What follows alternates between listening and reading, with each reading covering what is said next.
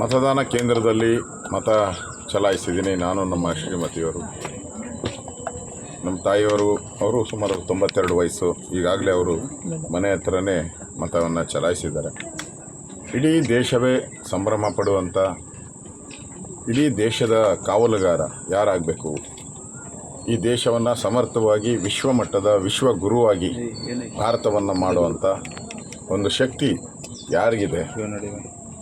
5 ವರ್ಷಗಳ ಕಾಲ ಸಮರ್ಥ ಆಡಳಿತವನ್ನು, ಸ್ಟೇಬಲ್ ಗೌರ್ಮೆಂಟ್ ಕೊಡುವಂಥ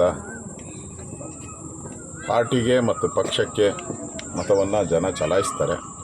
ಜನ ಭಾಳ ಬುದ್ಧಿವಂತರಿದ್ದಾರೆ.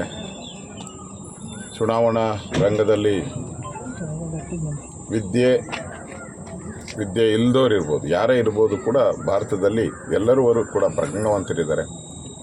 ಅವರು ಮತವನ್ನು ಚಲಾಯಿಸ್ತಾರೆ. ಇಡೀ ಕರ್ನಾಟಕದ ಜನಗಳಿಗೆ ವಿರೋಧ ಪಕ್ಷದ ನಾಯಕನಾಗಿ ನಾನು ಕೂಡ ವಿನಂತಿ ಮಾಡ್ತೀನಿ, ದಯವಿಟ್ಟು ನಿಮ್ಮ ಅಮೂಲ್ಯವಾದಂಥ ಮತವನ್ನು ಚಲಾಯಿಸಿ.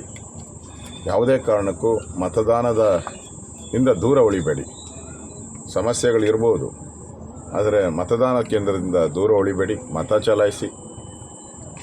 ಮತ ಚಲಾಯಿಸೋ ಮುಖಾಂತರ ಈ ದೇಶದ ಭವಿಷ್ಯವನ್ನು, ಈ ದೇಶದ ಅಭಿವೃದ್ಧಿಯನ್ನು ತೀರ್ಮಾನ ಮಾಡುವಂಥ ಒಂದು ಚುನಾವಣೆ ಇದು.